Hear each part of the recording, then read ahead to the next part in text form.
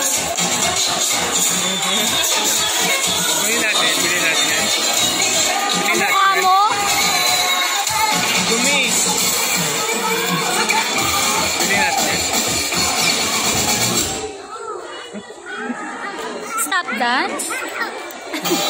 Hey there, folks! My name is Layla, and I am Ocean Adventures Dolphin Lifeguard. Here at Ocean Adventure, we want you to rediscover your nature. But of course, we want to give you more. Parang gusto ko ganyan na lang trabaho ko. So now, get ready for breathtaking and gravity-defying acts as Ocean Adventure gives you the amazing Dino's Planet Acrobats.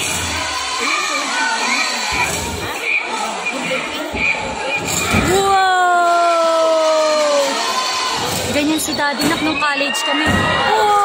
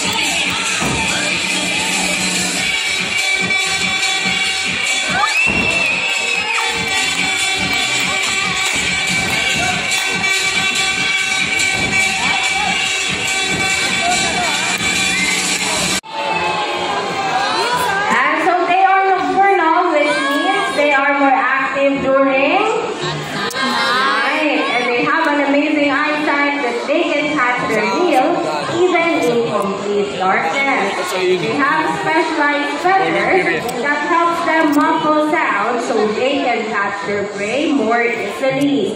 Okay, owls can rotate their heads for up to, can you guess how many degrees? 360. Okay, matay yung owl. Halika lower. 180. 180, higher, 200 something. 210. 285, lower. 270. Ayan, sino sumagot ng 270? Ayan. Owls can rotate their heads for up to 270 degrees only. Equal 360 exorcist na po yun. Okay, so halaga mga proper short, our cat up, and maximum our eagle up.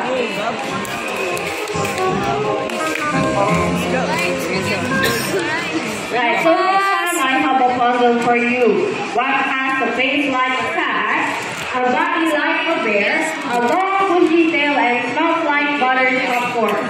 An idea? Okay, gagawin lang. It's not a bear. Also known as a bear cat. And so see that long bushy tail? What helps him to balance on the vine? That's why it's called the hen style. Now, ready your camera. And because he can handle it just like that. So for Mr. Ward, he will have to know his favorite fruits like banana, mango, melon, grape, and even eggs. They girls have a lot to say. They chuckle when they're happy, a high-pitched wail when they're annoyed. They will howl, grunt, and hiss. And they also use their buttered popcorn smell to mark their territory. They have a very unusual hind feet that they can rotate their backward and walk down the trunk with their head first. Okay, so here in the Philippines, Venturas can only be found in Palawan.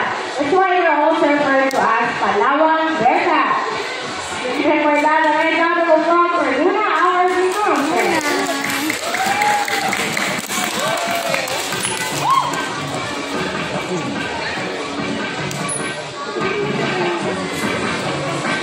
So this world is really wild and crazy. Imagine spending half of your life looking at the world upside down. Other animals do just like that. Do you know what kind of animal is that? Hanging upside down. Bat in Tagalog? Maliki, let's see if you're right. And the world's only flying mammals, we have Bamboo, our male giant with bats. And so I say giant because he has one of the largest bats in the world. So when he's full grown, he'll have a wingspan of 5 feet long. And so Bamboo has 5 toes on its foot, 4 fingers on those delicate and stretchy wings. His tongue sticks out so he can move along the branches. Okay, everybody's wondering, do bats hang upside down? Well, there are a couple of reasons, but first, okay, I want you all to try this. Okay, close your hands really tight. So see how much energy it takes to do that, right? Okay, now I want you to relax. So what happens when you relax? Your hand opens, right? Now, while the bat's claws work the opposite. When they are relaxed, their claws are closed. So when they hang, they're actually more comfortable. And the other reason is, their legs are so small and so thin that it is not designed to walk or take off from the ground just like a bird. So what they need to do is, they need to climb up to a higher place.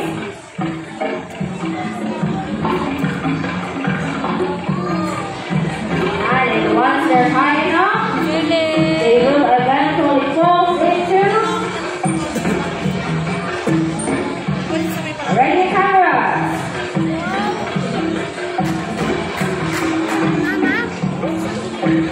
It's a fly.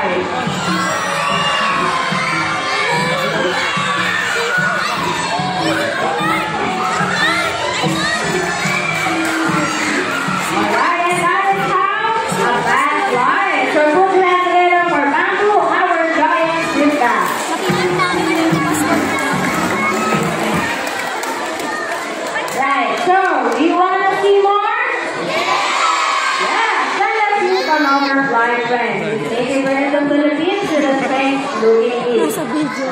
And please welcome, we have Ronald, our northern Rufus Ortiz. May picture tayo dyan, diba?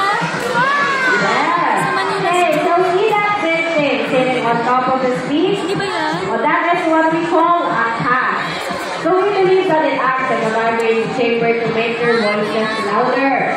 Because hornbills are flying chatty. They're both... Okay, higher, senior A mark. Ready, noise. Okay, cut.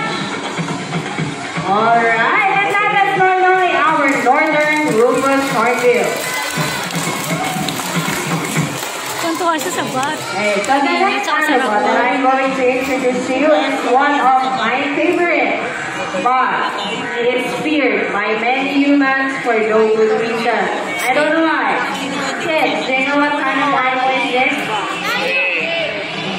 Okay, it's specifically a Burmese python, one of the world's largest snakes. So they can go for up to 6 meters long and weigh for about 75 kilograms. Okay, but you don't have to worry because they are not venomous and not aggressive. So if you see one, just leave them alone and they will get out of your way as quickly as they can. Okay, alright guys. Okay, so are you ready to meet my friend? Yes, then meet my friend, Ginger. Ano ba siya? Ay, he's here pala.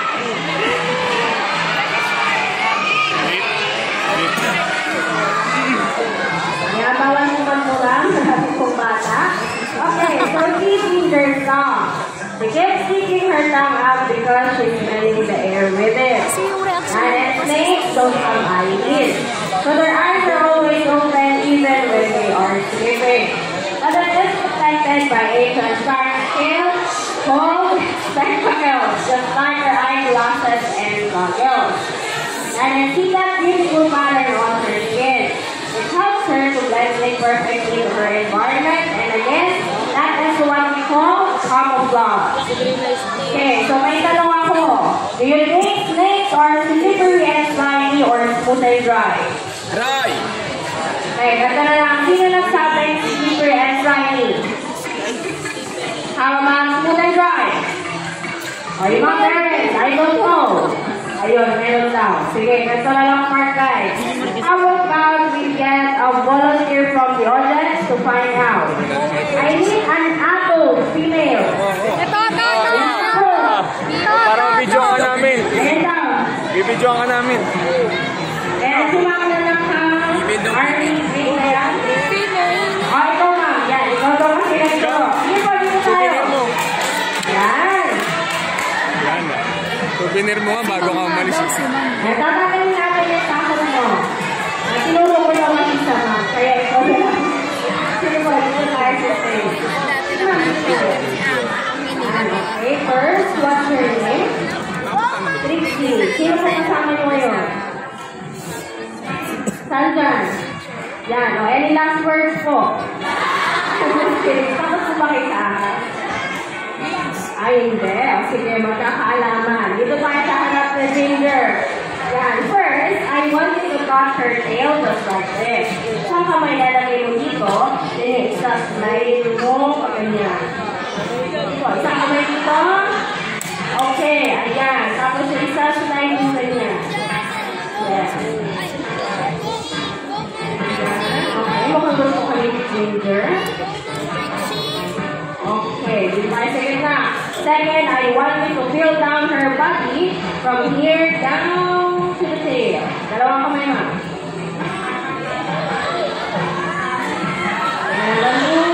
Ayan, sige po. Doon sa dulo.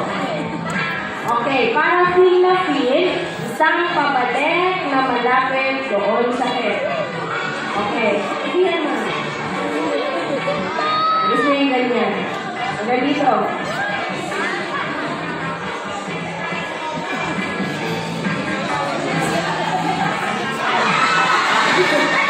Lastly, I want you to touch her head. Yan, sige pa. Hindi pa kumain. Ay, Okay, sakto daw.